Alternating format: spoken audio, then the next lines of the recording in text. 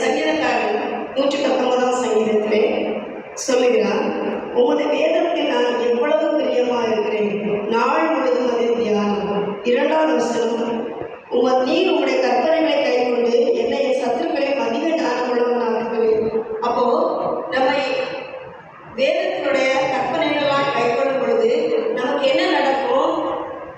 நம்முடைய சத்துருக்கள், நம்ம விரோதிக்கிறவர்கள் எல்லாரும் நம்ம எப்படி இருக்குமா? அதிக ஞானம் உள்ளவர்களாக இருக்குமா?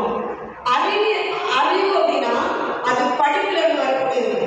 படித்தால் அறிவு வரும். ஆனால் ஞானம் எப்படி வரும்னா தேவனுக்கு பயப்படுகிற பயம், அது மட்டுமே நமக்கு ஞானத்தை கொண்டு வரும். அப்போ இன்னைக்கு நம்ம பிள்ளைங்களை படி ஸ்கூலுக்கு போ, காலேஜுக்கு போ, அப்படி நம்ம ரொம்ப ப்ரெஷர் பண்ணுறோம். நான் படித்தா அறிவு வரும்.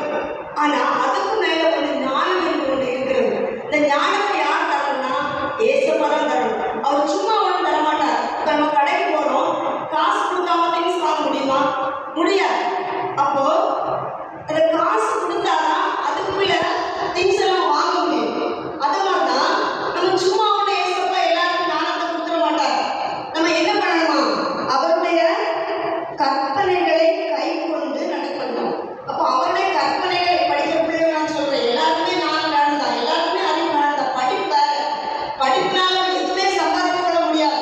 படிப்புங்கிறது ஒரு மனிதனுக்கு தேவை, இந்த உலகத்தில் வாழ்றதுக்கு, சம்பாதிக்கிறதுக்கு, அது தேவை, அதை இல்லைன்னு சொல்லலாம். ஆனால் படிப்பு வந்து தேவன் சமூகத்தில் ஒன்றையுமே கொண்டு வராது. படிப்போ அளவோ பணமோ எதுவுமே நமக்கு ஒன்றும் பண்ணாது. நம்ம ஆண்டவருக்கும் நமக்குள்ள என்ன தொடர்பு? நம்ம முந்தையா எப்படி இருக்கோம்? அவருடைய கற்பனைகளை கைக்கொண்டு நாம் ஒவ்வொரு நாளும் வாழ்கிறோமா? அதுதான் மேட்டர். அப்போ என்ன சொல்றாங்க? சங்கீதக்காரன் சொல்கிறார், நாம் உடைய கற்பனைகள்லாம் கைக்கொண்டு நடந்தால் என்ன கிடைக்கும்? நம்ம விரோதியை விடையும் நமக்கு என்ன கிடைக்குமா? ஞானம் அதிகமாக கிடைக்குமா? 90 வாசிக்க, 99 வாசிக்க.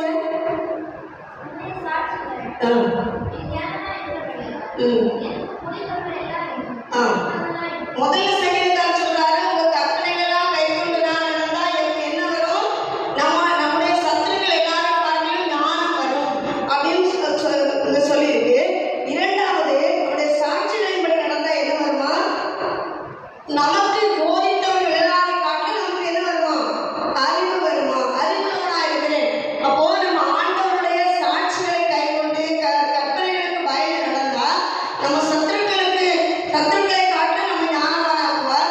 2வது, நமக்கு போதித்தவர்கள் யார் அப்படின்னா, இப்போ அதை நம்ம லாங்குவேஜ் சொல்ல போனா, இப்போ உங்க டீச்சரை காட்டிலும் உங்களுக்கு என்ன இருக்கும்? ஞானம் இருக்கு. பிள்ளைங்க ஸ்கூலுக்கு போறீங்க, காலேஜ் போறீங்க, ஆண்டவருடைய சாட்சிகளை கைக்கொண்டு நடந்தா உங்களுக்கு எப்படி இருக்குமா? ஞானம் உங்க டீச்சரை விட உங்களுக்கு அதிக ஞானம் இருக்குமா? அப்போ நம்ம என்ன செய்யணும்? சாட்சிகளை கைக்கொண்டு நடக்க வேண்டும். ஞானம் வேணும்னா, நமக்கு அறிவு வேணும்னா, புத்தி வேணும்னா நம்ம என்ன செய்யணும்? கற்பனைகளுக்கு கீழ்ப்படியணும், சாட்சிகளை கைக்கொண்டு நடக்கணும். 100வது வசனம் வாசிங்க.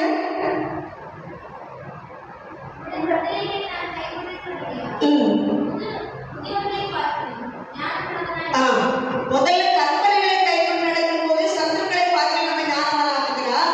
அடுத்த சாட்சிகளை கைக்கொண்டு நடக்கும் போது நம்முடைய டீச்சரை பார்க்க, நமக்கு யார் யாரெல்லாம் கற்பித்தாங்களோ, நமக்கு யாரெல்லாம் டீச் பண்ணாங்களோ, நமக்கு யாரெல்லாம் போதனை பண்ணாங்களோ அவங்களோட என்ன கிடைக்குமா? ஞானம் நமக்கு அதிகமா இருக்குமா? 3வது, உடைய கட்டளைகளை கைக்கொண்டு நடந்தா எப்படி இருக்குமா? முதியோர்களை பார்க்க என்ன இருக்குமா? நமக்கு ஞானம் அதிகமா இருக்குமா? சாலமோன் அரசாட்சி செய்யும் போது நம்முடைய மகன் சாலமோன் என்ன கேட்டார்? ஆண்டவரே எனக்கு ஞானத்தை தாங்க கேட்டார். ஆண்டவர் கேட்டார், அவனுக்கு என்ன வேணும்? அப்போ சாலமோன் வேற எதுவுமே கேட்கல. ஆண்டவரே, இந்த திரளான இந்த போய் அந்த சமஸ்த இஸ்ரவேலை ஆளுநருக்கு எனக்கு என்ன வேணும்? ஞானம் வேணும்னு கேட்டார். இன்னைக்கு நீங்களும் நான் ஆண்டவர் எதை கேட்கிறோம்? அதான் எனக்கு முக்கியம். நம்ம அதை எதை கேட்கிறோம்? ட்ரெஸ் கேட்கிறோம், பணம் கேட்கிறோம், நகை கேட்கிறோம், பொண்ணு பொருள் கேட்கிறோம், கார் கேட்கிறோம், இதெல்லாம் நம்ம கேட்டுட்டு இருக்கோம். நான் தப்பு இல்லை, அதெல்லாம் அந்த உலகத்தில் வாழ்றதுக்கு தேவைதான். ஆனால் அதை விட முக்கியமா நம்ம எதை கேட்டுக்கொண்டிருக்கோம்? ஆண்டவர்ல சங்கீதக்காரன் சொல்றான், நீங்க இப்படி இருங்க, உங்களை சத்துருக்களிலும் உங்களுக்கு உங்க டீச்சரை காட்டிலும் எல்லா முதியோரை காட்டிலும் உங்களுக்கு என்ன தருவேன்? ஞானம் தருவேன். 101 வாசிங்க.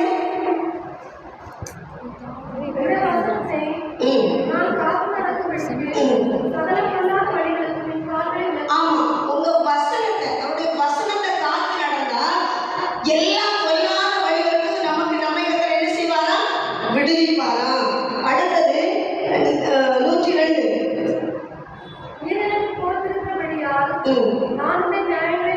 ஆமா, அவருடைய நியாயங்களையும் நியமங்களையும் விட்டு விலகாம இருக்கணும்னா அவரு நமக்கு போதிக்கணும். இயேசு நமக்கு போதிக்கணும். அவருடைய கற்பனைகளை கைவிடக்கூடாது. அவருடைய சாட்சிகளின் மறுபடி நடக்கணும். அவருடைய கட்டளைகளின் நடக்கணும். அப்படி நடந்தா 105 103 என்ன சொல்லுகிறது?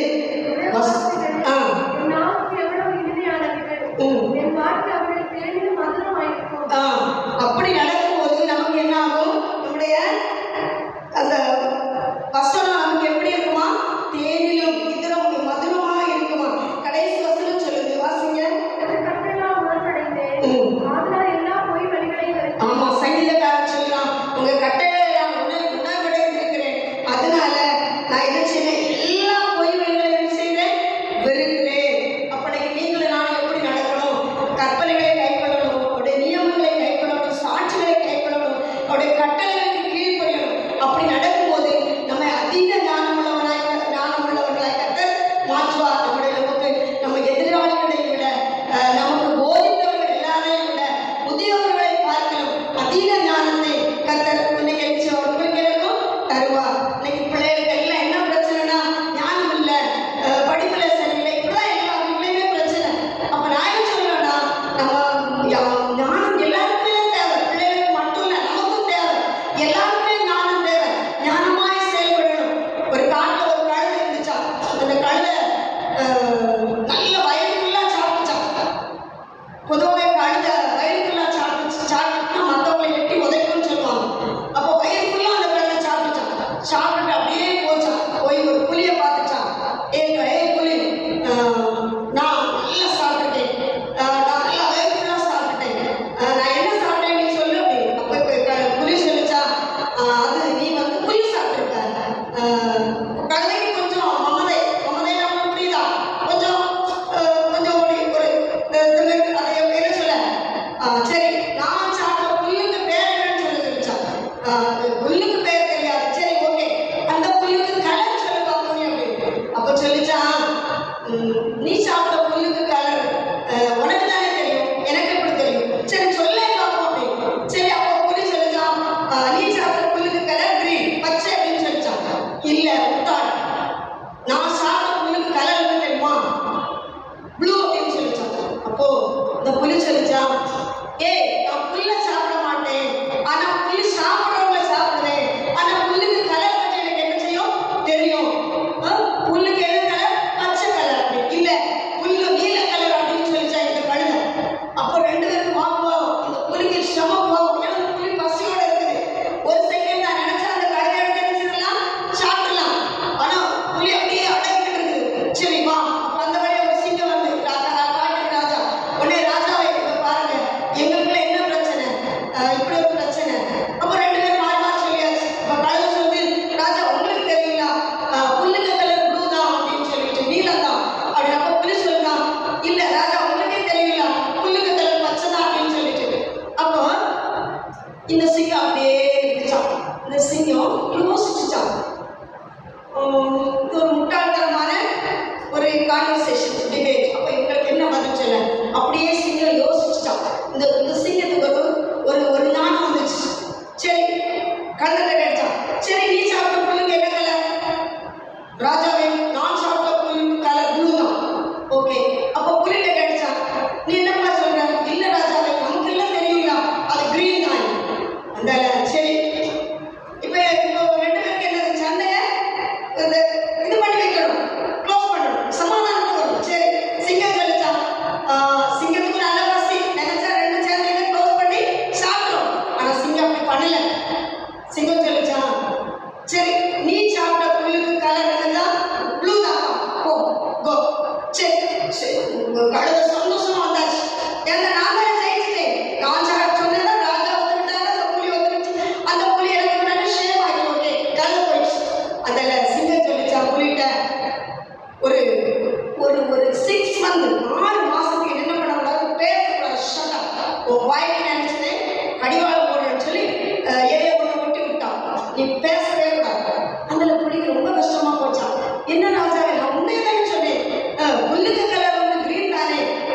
அவன் வந்து முட்டாள், நம்மகிட்ட சண்டை போட்டுட்டு ப்ளூன்னு சொல்லிட்டு போறான். நீங்களும் அவனுக்கு சப்போர்ட் பண்ணி ப்ளூன்னு சொல்லி அவனை விட்டுட்டீங்க. அவன் சந்தோஷமா போறான், என்ன ஜெயிச்சவாரு அப்படின்னு சொல்லிச்சான்.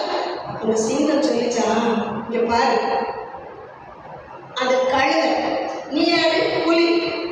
ஸ்கூல்ல எல்லாம் காலேஜ்ல எல்லாம் கணக்கு நல்லா போட்டா நல்லா படிச்சா அந்த பிள்ளை என்ன சொல்லுவாங்க, படிப்புல புலின்னு சொல்லுவாங்க, கணக்குல புலின்னு சொல்லுவாங்க. அந்த பிள்ளை பாட்டுல புலி, அந்த பிள்ளை அதுல புலி, விளையாட்டுல புலின்னு சொல்லுவாங்க. படிக்காதவங்க மற்ற டீச்சர் என்ன சொல்லுவாங்க தெரியுமா, கழுத கழுத, காலையிலே வந்திருக்கு கழுதன்னு சொல்லுவாங்க. அப்போ உனக்கு புத்தி இருக்கா, உனக்கு அறிவு இருக்கா, கொஞ்சமாவது ஞானம் இருக்கா, அவனோட நீ நினைச்சக்கூடாது. நீ முதல்ல பேசுறதே தப்பு, கான்வர்சேஷன் போறதே தப்பு, நீ அவன் கூட ஆர்கியூமெண்ட் போறதே தப்பு. உன்னோட நீ யாரு, அவன் யாரு? அப்போ நமக்கு ஞானம் வேணும். சிங்கம் ஞானமா அந்த அந்த அவங்களோட சண்டையை தீர்த்து வச்சுட்டான். அப்ப நம்ம என்ன செய்யணும், ரொம்ப ஞானமா இந்த சிங்கத்தை போல. இப்ப அங்கேயும் சிங்கமும் கிரீன் தான் சொல்லி சண்டை வந்து மொத்தமா கடையை வச்சு ரெண்டு ஷேர் பண்ணி சாப்பிடணும் நடந்தானே. ஆனா அப்படி நடக்கல.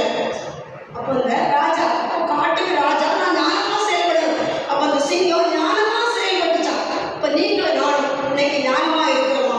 நமக்கு ஞானம் அதை வேலை சொல்லுது. ஒரு ஞானத்தின் குறைவுள்ளவராக இருந்தால் எல்லாருக்கும் சமூகமாய் கொடுக்கப்பட்டு கேட்டு பெற்றுக்கொள்ள கடந்தீர்கள். இன்னைக்கு உங்களுக்கு எனக்கும் படிக்கிற பிள்ளைகள் எல்லாருக்குமே ஞானம் வேணும்.